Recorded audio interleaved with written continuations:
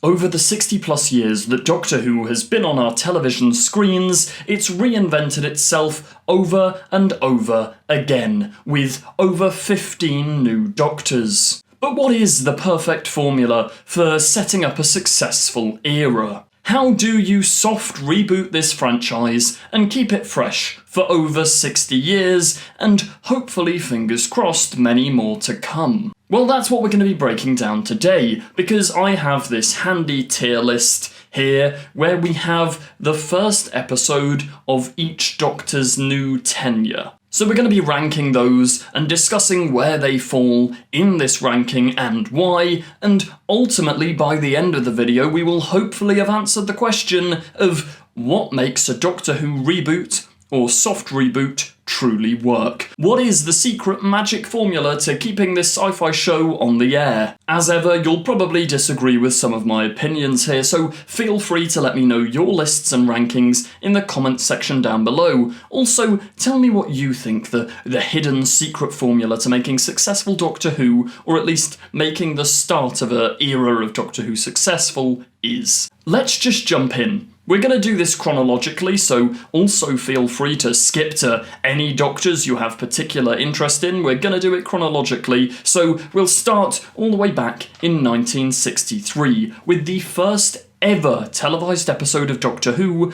An Unearthly Child. Now, this is technically the second episode. I mean, they shot this episode twice, because the first time they did it, there were a load of problems. If you've ever watched An Adventure in Space and Time, you'll know that the doors started flying open. I think there is a version, the original version is somewhere out there online, but as an introductory episode, this did actually go down pretty well back in 1963. If you've ever read the book Exterminate, Regenerate by John Higgs, which is a sort of history of Doctor Who and the fandom in particular, you'll have read some of the reviews from the time, which were mainly positive. This was quite fresh, quite new. The BBC were initially very worried that this little sci-fi show wasn't going to take off. And, I mean, it was created basically by focus groups. They got a bunch of people in a room and were like, what do you want to see? Oh, well, we want a Wizard of Oz, Santa Claus-like protagonist, a young character, Susan, to relate to, two teachers, an educational aspect. And I can't lie, if this episode hadn't slapped as hard as it does, the show wouldn't have survived. This is genuinely a near-perfect introduction to Doctor Who. It ticks all the boxes. You've got your intrigue, you've got your mystery immediately set up. The iconography as well, the first time the TARDIS lands on another planet, that's why I've chosen this particular image for the tier list, but it's just so cool. And then the shadow of the caveman. Sadly, the subsequent parts to this story, I think they call it the Tribe of Gum arc, are quite crap, I'm not gonna lie.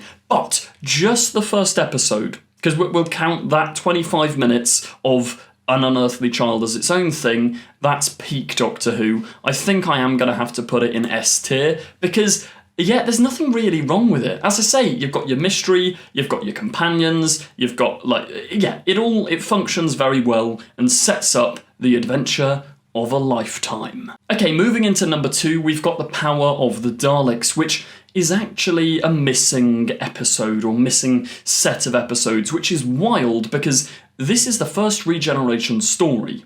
After William Hartnell's health declined, which you can hear more about in my big Why Each Actor Left Doctor Who video, but after William Hartnell could no longer continue in the role, they got in Patrick Troughton. And there are audio recordings of these original episodes. There's various recreations, there's telesnap recreations, there's AI recreations, but the most famous recreation and the sort of official way to watch this story now is the animation that I think was released in about 2016. Now, I haven't actually seen it for many years, and obviously it's difficult to put on the list because the episode itself is missing. The animation wouldn't truly capture what the episode would have really felt like. There are a couple of shots of it that survive, you've probably seen it, that iconic bit of the Daleks going round and round in a corridor, so it looks like there's loads of them, and then all the little model Daleks. I think that footage survived purely because of Blue Peter. I think they used clips of it back in the day and kept those clips on film. But I think this is another episode that did actually go down historically quite well at the time.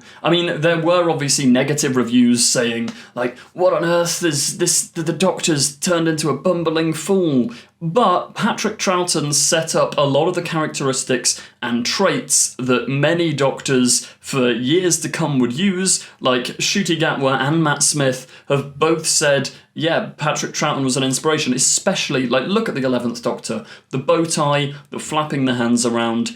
Patrick Troughton made his mark as the Doctor.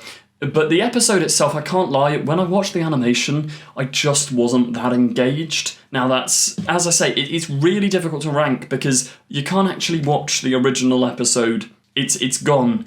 It's missing. So I'm gonna have to put it in B, because I think it set up Patrick Troughton's Doctor very well. Like, it eased that change, because they could have very easily made it feel like, oh, this is a completely different character, but it still establishes this is still the Doctor, and you see that through the eyes of the companions. It's kind of like an old-fashioned Deep Breath, where the writers knew that the audience would have a lot of skepticism and a lot of questions about the Doctor changing so drastically. So in Deep Breath, which we'll talk about later, but you see it through Clara's eyes. Here you see it through Ben and Polly's eyes. And yeah, it's pretty good, but the story itself didn't engage me that much. It's difficult to rank. I'm going to leave it in B tier. Up next, we have Doctor Who's first ever episode in Technicolor.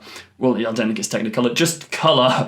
First episode in colour from, I think, 1973 or 2 or 1.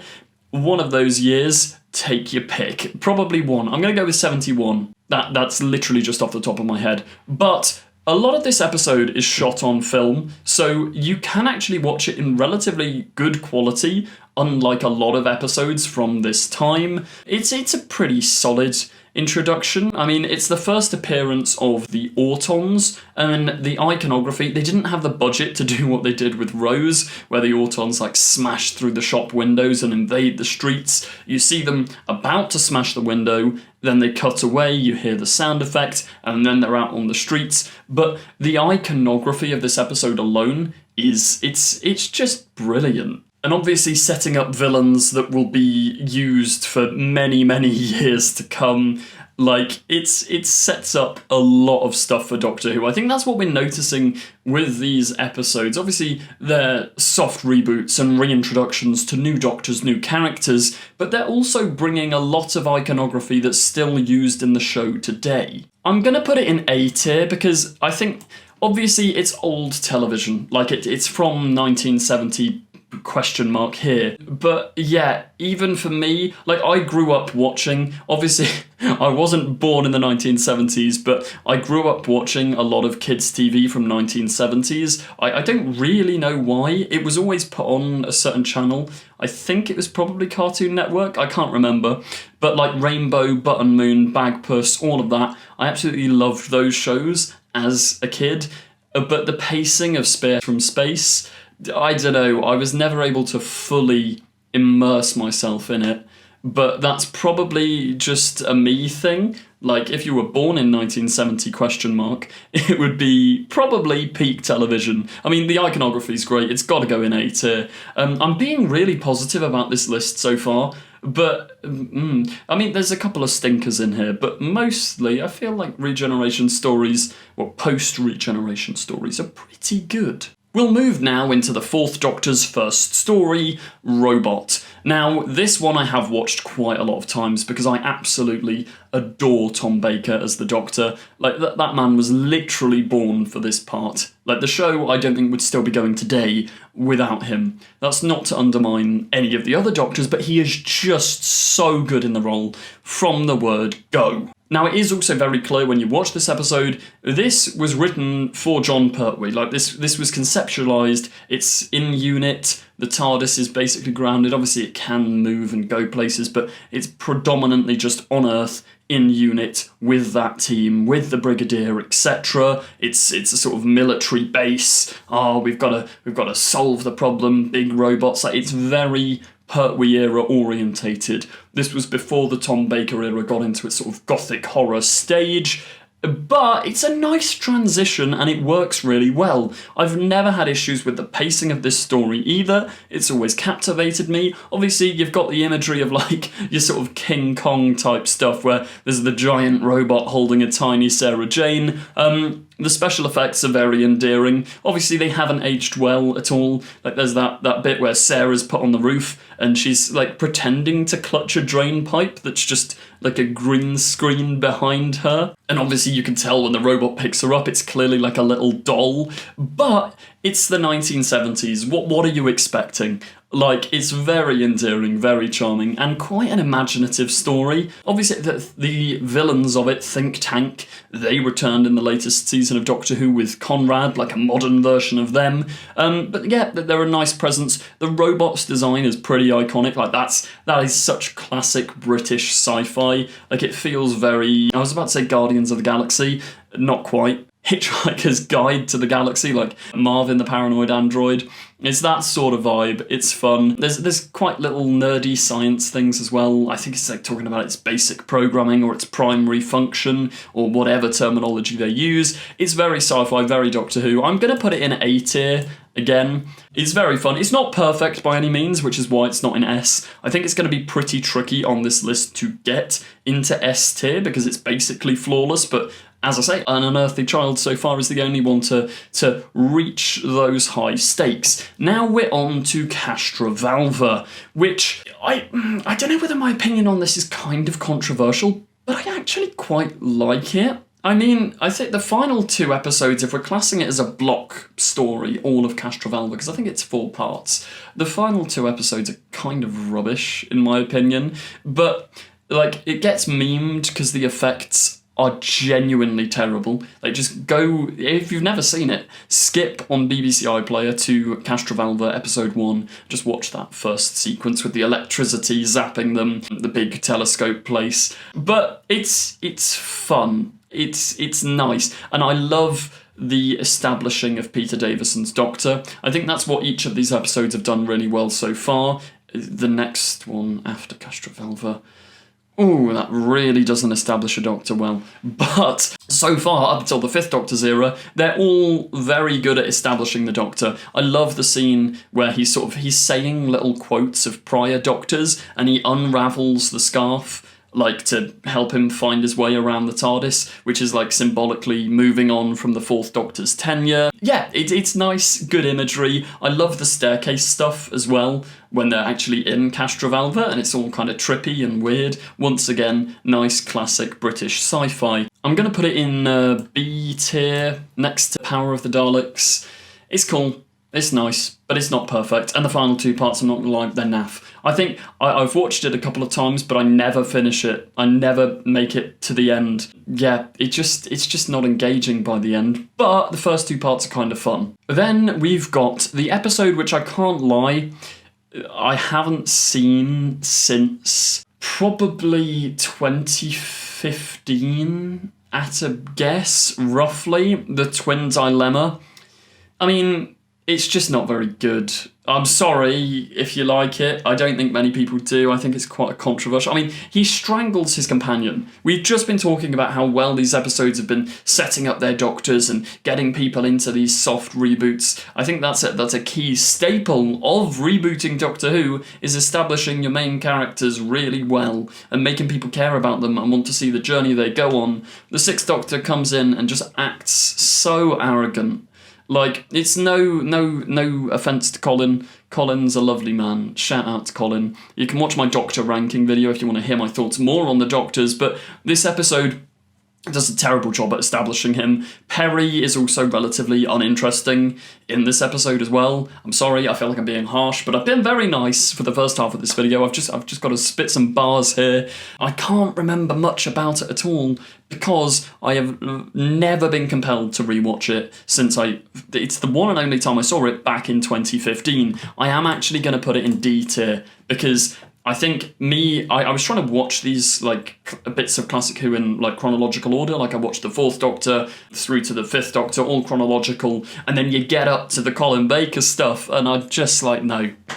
Like, the biggest gaps in my Classic Who knowledge the Sixth Doctor era, because it left such a bad taste in my mouth. And I'm sure you can try and convince me in the comments to carry on watching the Sixth Doctor's era. I have seen like Attack of the Cybermen, Vengeance on Varos, a bit of Trial of a Time Lord, but like, and the Two Doctors. I suppose I've watched a chunk of it, but I haven't seen all of it. And it's probably because of this episode. It just left a sour taste in my mouth. But speaking of sour taste in my mouth, what on earth was going on with Doctor Who back in the 1970s and 80s, like end of 70s and early 80s, or mid 80s even? Time and the Rani is genuinely, it's just, come on guys, what were you thinking? Like, I know we all complain at like, oh, boo Michael Grade, he cancelled everybody's favourite show, but this episode is just silly. Like, it's that bit where the Seventh Doctor first sees the Rani and he like falls over and he rolls out down the stairs and he's like, who am I? Who are you? And where are we? Or whatever he says. And it's just, it is so pantomime. That was a nice nap. Now, down to business. Where am I? Who am I? And who are you? The Rani! And I mean, John Nathan Turner, the producer at this time, literally did pantomimes. This is idiotic. The Rani is also just not very interesting. Kate Amara's giving a good performance, but the writing just isn't there to back up the story. The Lacurtian costumes are like, you know how I was talking about endearing, charming, classic sci-fi like Robot or the Autons?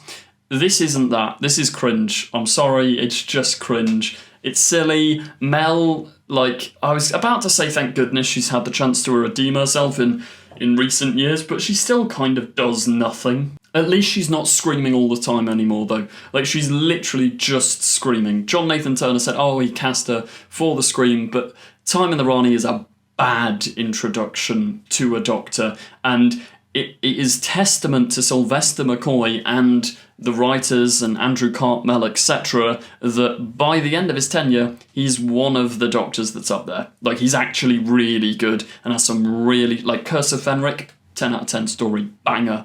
But this is such a bad introduction. I'm sorry, it just is. It's too silly, it's too pantomime. I don't want to be mean, but it's also going to go in D tier. No, I do want to be mean. Like, come on. I think that is the worst Doctor introduction story of all time. Is there just a curse on the character of the Rani to have like a production trouble episode where a Doctor has to somewhat regenerate, or to just not have excellent writing? Because, yeah, I mean, obviously, as well, like the episode infamously starts with Colin Baker refusing to come back, which you can find all the backstory about that and the possible affair Michael Grade had with Colin Baker's wife. You can find out in my Why Each Doctor Left Doctor Who video. But yeah, this episode literally starts as it ends. Sylvester McCoy lying on the floor in a wig pretending to be Colin Baker. Like the silliest idea I've ever seen. But we'll move on. Let's be more positive. The Doctor Who TV movie. Now, critically, this didn't work at all, because this was supposed to be like a soft launch, a soft reboot into this new, more Americanized, American-funded Doctor Who series. They were going to pick up and carry on, but it kind of got cancelled, well, at least not picked up after this one episode, so they just made it a TV movie. And as a fan, it's quite fun. Like, it's got such iconic, silly lines. It's difficult to tell, actually, because, like, what the line is between camp and fun and just bad, because I love that I always dress for the occasion and all of that silliness that goes down in the TV movie. Like, it's actually really good, but then I hate the Lacurtians from Time and the Rani, so I don't know. Write some essays in the comments about why that is. What makes it good? What makes it bad? This, critically though, to a general audience, this is an appalling start, in my opinion. I like it as a fan. Like, I know what's going on. I know what regeneration is. I know who the Seventh Doctor is. I know what the Time Lords are. I know who the Master is, so this episode works relatively well, but to a casual audience, I think this fails. Like, if we're looking at this formula of what makes a good Doctor Who reboot, if we're trying to answer that question, it is not this. Because this starts with the prior Doctor from the cancelled show, so Sylvester McCoy takes on the first 20 minutes, which is, like, if you're gonna do that, keep him on. Because a new audience, like, you cannot establish your main character in the first 20 minutes and then kill him off and replace him with some other guy. Like, to a general audience, especially to Americans who've never seen Doctor Who before, it just doesn't really make sense. It's too convoluted. Like, the Master doesn't make sense. It's too much of a mess. It's a good idea to set an introduction story on Earth. I think that's the thing here, like Unearthly Child, Robot, Spearheads from Space, they're all set on Earth, and that works really well because I think Doctor Who's at its best for appealing to a mass market and a general audience when it's set in a place that they understand, like Earth. If they can relate to it and go, oh, like there's Autons walking down the street, that's something I can see, it works really well. Whereas the TV movie, like the introduction, changing your main character over, it doesn't gel for a general audience. The Master also isn't a good character to bring in immediately, I don't think, if you're trying to reboot the show entirely. But, I don't know, let me know your thoughts on the TV movie. I'm going to put it in B, because I think for a general audience, it's bad. For a fan and for myself, it's quite fun. Soundtrack's really catchy. The budget's pretty high, because obviously it's a sort of TV movie as well. Like, it feels distinctly different and more modern than classic Who, and it's quite good for that. And Paul McGann, I can't lie, he's really good in it. Like, obviously we've got Night of the Doctor now and a bit of Power of the Doctor that he's in to show us his abilities as the Doctor, but yeah, it's a really good start, and he should have had a series. It should have been different, but yeah, Paul McGann's great. It goes in B tier. It would be higher if this was just my personal taste, but we are ultimately trying to crack the formula of what makes a good Doctor Who introduction episode, and it's not canon-heavy waffle. Now we have what is one of, if not the best, first episode to a Doctor ever. Rose is immediately going in S tier. Sorry for not talking about it much before deciding my ranking, but I think you could tell the second I start talking about this story, it's peak. It's so impeccably good. The only bad part, like literally the one time, but okay, there's two things in it that make me go, what are you doing? One, the burping bin. Like, sorry to be miserable, sorry to be that guy. It's just not funny. It's just silly. And, like, the effects and stuff, because I didn't watch Rose. Like, I was introduced to Doctor Who with Matt Smith, so I hadn't seen Rose until around 2013, which is probably wild for a lot of you Doctor Who lifelong fans out there. But I remember watching it for the first time ever, because my dad loved the Ninth Doctor's stuff, like, when it was on. I was born, but I would have been like 2 or 3, so I couldn't really pay attention. It was on in the room, but I hadn't seen it. My dad was like, oh yeah, this was my favourite era of Doctor Who, watch it. I watched it, and it just, like, the CGI, I was like, oh dear. But the story itself is so compelling. Rose is introduced perfectly. Christopher Eccleston's Doctor is perfect. The mystery surrounding him, the turn of the Earth's speech, the stakes building and building and building, taking the ideas of Spearhead from Space and having, like, Autons smash through shop windows. It really, as a kid, it makes you think, I could see that happen. Like, even to this day, every time I walk past mannequins in a window, I'm not scared of them, but my mind goes like, Autons. Like, that's how iconic this imagery is. Now, obviously, it's borrowing it from Spearheads from Space, because that's where the Autons originated, but it does it even better here. The stuff with Clive as well, and, like, the metaphor of, like, him, is it a metaphor? Like, what would you call it? The idea that Clive is a classic Doctor Who fan, and all the in-jokes there, like, what, she looked at your website and she's a she? Like, this was establishing, as Christopher Eccleston said in, like, every press interview from 2005, that the companion wasn't going to be a Mel from Time of the Rani. They weren't just going to scream and run around. The companion was active, engaged, and saving the day. It's so 2005 as well, which I can't fault it for. Like, if the episode came out now, it's a bit too silly, but for the era it came out in, and for what it set out to do, It is literally perfect, apart from the burping bin and plastic Mickey. The pizza thing, it's just a bit silly. I think the design team should have gone a little bit less plasticky. Like, it's so obvious that Mickey's plastic. Like, as a kid, I'm just sat there going, Rose, are you thick? Like, look. But the script itself is perfect, and the original script as well. If you've read the novelisation, it's my favourite Doctor Who novelisation I've ever read. Russell T Davies writing Rose. It's just peak. Like, there's Lego figures walking down the road because it's all plastic. And there was also originally, like, they had to cut it on the day for timing reasons, but Mickey in the Nestine Conscious's lair turns out to be like they think they've got the real Mickey back, but it's another duplicate, and there's like a little plot twist there. But then obviously by the end of the episode you do get the real Mickey. There were a lot of struggles budget-wise, the burning, infamous flying, burning sofa, production troubles, but they delivered a banger episode. It's so good. It is the blueprint for like how you start a Doctor's era.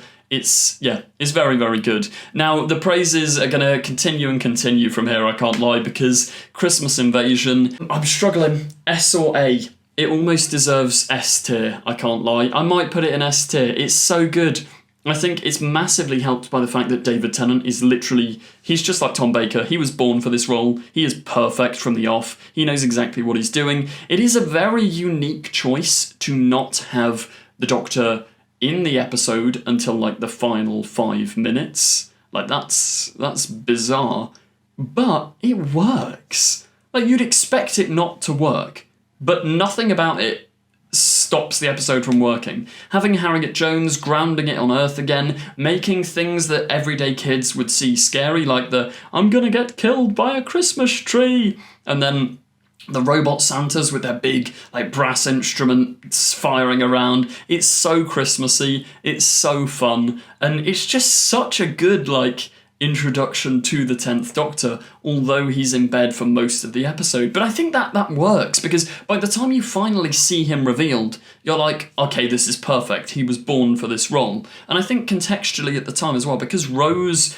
was, like, she was basically the lead. Like, it was Eccleston and Rose were the two leads of the show.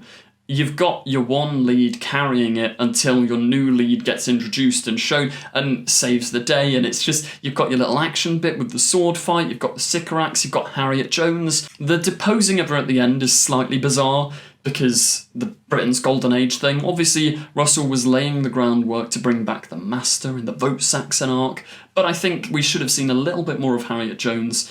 But the episode itself is, yeah, screw it, it's going in S. It is peak. Thinking about it, like, because it's what I keep banging on about. These episodes have such good, like, imagery. I think, is it Anthony Gormley, the artist who did those, like, sculptures of people? Like, there's one on a beach where they're just, like, sort of ominously off a cliff or something, and there's ones on the top of buildings, and I think that's what inspired the Christmas Invasion, like, where all the people are just stood on all these iconic landmarks across the world, like the whole blood control thing. Such a good idea, such good imagery, such good Christmas telly as well. It's got such a nice vibe and feel. Like, this is one of the better Christmas specials. Like, when my family have watched it, or I forced them to watch it around the Christmas period, they've all loved it and been engaged throughout. So yeah, Christmas Invasion, banger. But it's not a perfect introduction for someone who's never seen the show before, but for it, like, contextually where it fits, like, after one season of Eccleston, straight in, perfect. Peak. Russell knew what he was doing. It's literally a home run. Is that what you call it? Sport people? I've probably played like one sport in my life. I lie. I'm a sporty man. I did tennis training when I was 10, so I'm an athlete. But I am gonna immediately put the 11th hour in S tier. It's just perfect. Again, I'm sorry, this video is just positive, negative, positive. There's the next 4, you're going to get some more interesting variety and maybe some controversial opinions going on. But 11th hour, it sets up the 11th Doctor perfectly, it sets up Amy Pond. I can't lie, Amy is never better than in this episode. The 11th Doctor is never better than in this episode. They're both perfect. The pacing's brilliant. The introduction of time travel, it working as a continuation and also soft reboot for like a new... Because this is when Doctor Who started to get really popular in America. Obviously, it had always been on for like years in America, but this is when like the super Who-lock and the fandom started to properly come in, properly evolve. It's really good. It sets up so many intriguing mysteries. I can't lie, I feel like Series 5 and Series 6 do go downhill from this point. Moffat almost set the bar so impossibly high with this episode. Like that bit where like the 11th Doctor calls the Atraxi back to tell them off, and you've got Rory going like, did you just save the world from aliens and then bring the aliens back again? And he just gives them a telling off, and then you see all the different Doctors' faces and Matt Smith steps through. It's like he is immediately the Doctor. It's so good, and especially because Matt Smith wasn't really a Doctor Who fan. He didn't grow up watching it. As I said earlier, he went back and rewatched like Patrick Troughton stuff and the Russell T Davies era, but yeah, it's basically flawless, I can't lie. Like, there's not even a burping bin or a plastic Mickey. It still works to this day as an introductory episode to the show. Peak. Next is Deep Breath. Now, this one's a weird one because I personally really enjoy it. Like, I quite like sort of darker, philosophically waffly stuff. Like, the scene, it didn't play out well to a general audience, I don't think. I remember my family, we all sat down to watch this live, and everyone's really excited, and my family just didn't get on with it at all. And I think I would have been in almost year 7, so age 11, I think, at this time. And I didn't appreciate it as much as I do now, back then. I think it works very well for a slightly older audience, like older teens and above. For kids, maybe it's a little bit too gritty and dark. You do still have your moments of comedy there. Like, I think Vastra, Jenny and Strax, I think at the time a lot of people complained about them, but I think they're really funny. Like, maybe that's just because I grew up, I was a kid when they were targeted at me. But I love them. I love their dynamic in this episode. The vibes of it are cool. The Clockwork villains are really funky. The bickering and the dialogue between the Doctor and Clara is hilarious. It's at times like this I miss Amy and other iconic lines from the 12th Doctor. Very funny. It does get you off to a rocky start for a general audience though for the Doctor. Like, the idea that he's now a lot more brash and grumpy didn't sit well with a lot of people at the time. Like, I personally don't mind it, and I quite like it, and I love the little journey and arc that the 12th Doctor goes on. Like, he starts like this, and then by the time you reach the Doctor Falls, you have the without hope, without witness, without reward, all of that. Am I a good man? It's a nice little arc. The music's brilliant as well. I love the bit where he's with the Clockwork Man, and he's talking about like, oh, you replace the broom, then you replace the bristles, and what's left of you? And he holds up the plate and he sees his own reflection, and it's the same thing that's happened with the Doctor. I also controversially think that having Matt Smith in this episode was a brilliant idea. I know a lot of people that are like, oh, it undermines Capaldi's Doctor because no other Doctors had to have the former Doctor come in and say, don't worry audience, it'll be alright.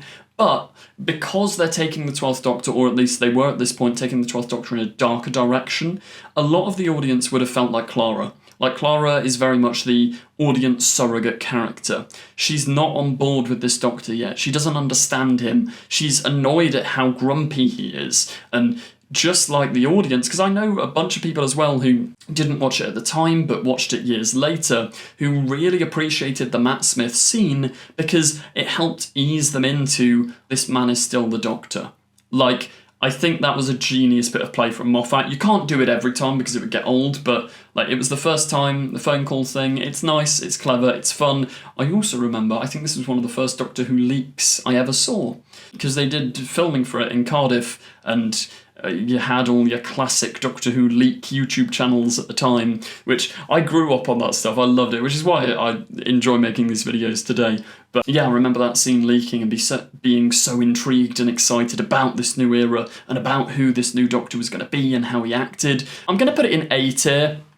It's not as good as the others. It doesn't work as well for a general audience, but For myself, it's really good, really fun, really enjoy it. Now, we shall move on to The Woman Who Fell to Earth. Now, a lot of you watching this video will probably immediately go, boo, bad, bad, and a lot of you will probably go, way, this is peak. I'm somewhere in the middle, because I think this episode does a very good job at setting up certain characters. Like, it sets up Grace in The Woman Who Fell to Earth brilliantly. Like, it sets her up really well, and when she dies, it is genuinely sad. Like, you can kind of tell it's coming because they put so much emphasis on her, but, like, it's a nice introduction for 13. I wish there'd been a little bit more, like, emotional depth to some of the other characters, because the only character it perfectly sets up is Grace, and then it kills her. Like, Ryan's good, Graham's good, Yaz is good, the Doctor's good, Carl from the trains, there's so many characters that I think none of them get true time to shine. Now, if this was episode 1, and then episode 2, 3, 4, 5, 6, 7, 8, 9, 10 sort of continued in this style and really fleshed out the characters, this would be a fine introductory episode, because it's pretty good at that, but I think I am going to have to rank it slightly lower, because I feel like the Ghost Monument is just quite boring. I struggle to rewatch that one, and a lot of Series 11, like, it's got a nice new tone. Like, it's got a more, like, the anamorphic lenses and stuff. It's cool, it's nice, but it just doesn't hit the same. Like, I don't know why. There's something, I think it might be an overcrowded TARDIS. Like, you can have that many people in there, but introducing them all in this first episode doesn't quite work. Like, The Woman Who Fell to Earth got major viewing figures at the time because it was such a big change. Everyone was like, oh my gosh, this is going to be a new fresh start for Doctor Who. But yeah, the audience slowly dropped off as that era went on, which is a shame because there is a lot of good in it. I've been rewatching Flux recently, and I think I might make a video on it because it's simultaneous, like, it's a fascinating piece of Doctor Who history. Like, it's really good, but also quite bad at points. Like, it's genuinely fascinating. But back on track. The Woman Who Fell to Earth is a A tier. It's close. It's a fun story. I don't know, if there was a category in between A and B, it would sit there, because I think Tim Shaw as a villain, like, it's weird as well because they're setting up the Stenza, because then we see more of them in the Ghost Monument to be like this big villainous force that are going to keep coming back and back and back, and they just never do anything with it. Like, that's really weird. Tim Shaw is very Monster of the Week though. He's not bad, he's not good, he's just there. I do love, it's such a random scene, but when there's that drunk guy going down the alleyway and he's like, eat my salad, Halloween, and he just starts lobbing bits of salad at Tim Shaw, then gets his face, like, melted or whatever, that's very funny, that's fun. Yeah, it's a solid introductory episode. It's not perfect, but it is good, I'll give it that. Now we're on to more recent history. This Doctor was technically a reintroduction episode, but 14 is different to 10. This is a Doctor introduction episode, so we are going to count it. The first of our 60th specials, The Star Beast. Now, this one is a difficult beast to quite work out, because it is good.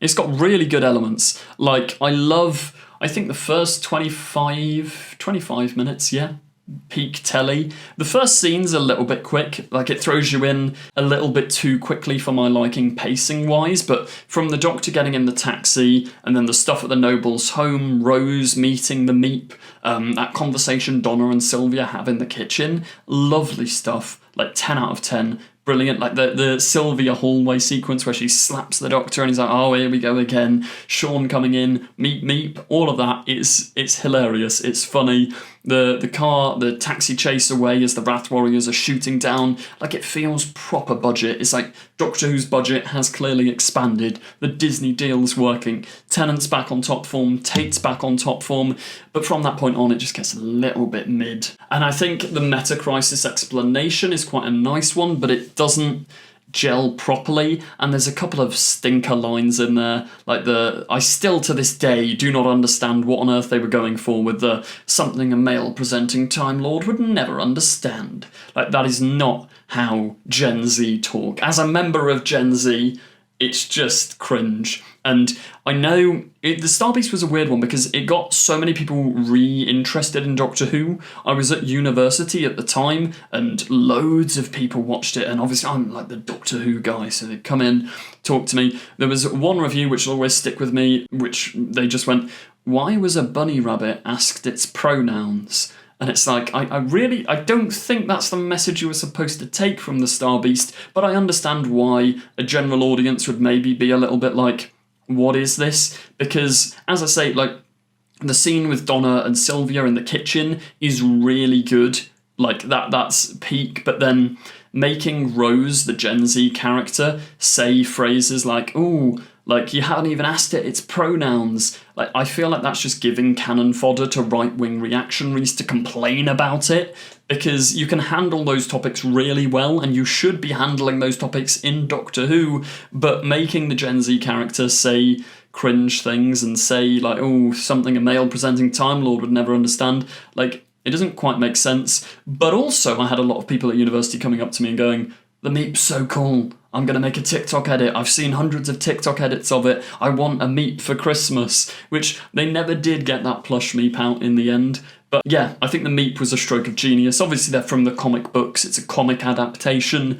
But yeah, it's a weird mixed bag because, as I say, first half, peak. Second half, ups and downs, little bit strange. I'm going to put it in B. Maybe it deserves A tier, because there's some brilliant lines in there. And Donna and the Doctor and Sylvia and Sean and Rose, and it's got the introduction of Shirley Ann Bingham. She's really good as well. Like, I love her. Her dynamic with the Doctor is a little bit more frosty, which is quite a nice change. Like, I like it when not all the characters are just getting along. Yeah, that would also sit with The Woman Who Fell to Earth in the category between A and B tier, but for now, I'm going to leave it in B tier. Which leaves us with our final first introductory episode to Doctor Who, The Church on Ruby Road. This was supposed to be the fresh start, kind of, because actually, quickly touching back on the Star Beast, it suffers a similar problem as the TV movie, in that to a general audience, this is not a good reboot, and the fact that that was the first episode put on Disney Plus for a new international audience, that they just, like, that's, I get it, for an anniversary special, but I think the Disney deal should have begun with Shooty's first episode. But yeah, we'll talk about Church on Ruby Road. This episode was my mum's favourite Doctor introduction episode ever, I think. Like, I remember when we watched it as a family on Christmas Day, because we always watch Doctor Who on Christmas Day. Yeah, my family were really on board. My mum was like, I fully understood the whole plot. She always complains about getting lost in Doctor Who stories, but she understood it. It was fun. It was very Christmassy. Ruby was good.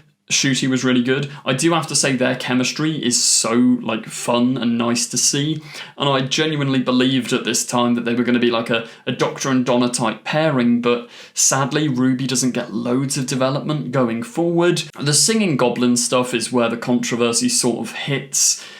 Like, I don't know, because I've heard various people were like, "Oh yeah, it's like a fresh new thing for Doctor Who to do. It's very fun, very funny." But a lot of people also were like, "Why on earth are they singing goblins on Christmas Day? I'm turning this off." And also, I was listening to the commentary of, I think, the Satan Pit, where Russell was talking about, like, oh, there was going to be like a baby eaten by something or other, and he's like, you could never put a baby being eaten by an alien in Doctor Who. It's not very good. It can't happen. And then he comes back and does this, which I think it's fine. It's just a funny little comparison of what he said. But the episode itself is a very mixed bag. I think the original script, which was read by Stephen Moffat, loads of other people, they all talked about how perfect it was. And there's been people on the production team who've said to me that, yeah, the original scripts were better than the final product, because I've talked about it loads on this channel now, but there is, in the original Church on Ruby Road script, this scene where the Goblin King breaks his way down Ruby's hallway corridor, and they have to fight him off with scratch cards and, like, luck and winning tickets and whatnot, and it all makes a lot more sense. But yeah, because of budgetary reasons, things like that had to be cut, which I do think lead to weird pacing issues. I think, yeah, the Davina McCall stuff as well, it's kind of fun, but it's also a bit like, who cares? Like, why are we putting so much emphasis on Davina McCall? Like, especially to international audiences, she's just no one. Like, they think she's a new character being set up. Like, if you're from outside the UK, did you have any idea who Davina McCall was when you watched this episode? Because I'm betting no. But yeah, the Goblin song is fun, but maybe too silly for a first episode. Like, I feel like you've got to ease the audience in. They do have it set on Earth, so it works a little bit better. Shooty's really good. I love the running on the roof, jumping on the ladder, going up. Like, there's a lot of really cool stuff there. So I think I'm going to put it in A tier. It would once again go in between A and B, but I'll leave it in A for now because it is quite good. It's quite fun. I enjoy it. Space Babies follows it, which is a bizarre choice, but this is just about introductory episodes today. So yeah, that's my ranking. Let me know yours in the comments. But to try and finally answer the question and wrap up this video, what is it that makes a Doctor Who reboot good? I think we can kind of narrow it down after looking at this list to 1. Setting it on Earth. I don't think that's a guaranteed need, but setting it on Earth helps a general audience ease into this crazy world of Doctor Who. So I think an introductory episode of Doctor Who should be set on Earth. I think 2, the villain or the enemy should be relatively simple to understand and like a bit of iconography. You don't have to have them like Autons be something scary that kids can see in the real world, or Christmas Invasion where you've got the Christmas tree. But yeah, I think setting it on Earth and having an iconic villain that stays a little bit more in the background, like the Autons aren't speaking with their big evil master plan because there isn't time.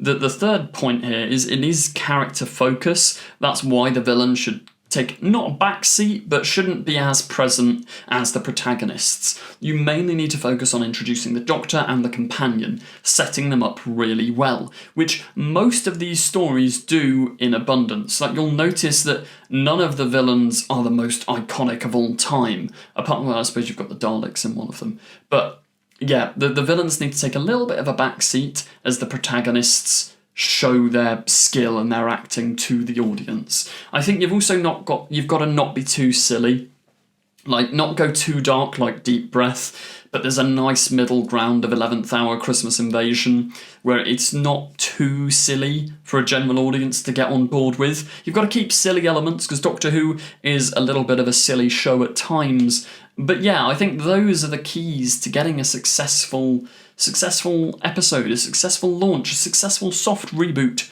of Doctor Who.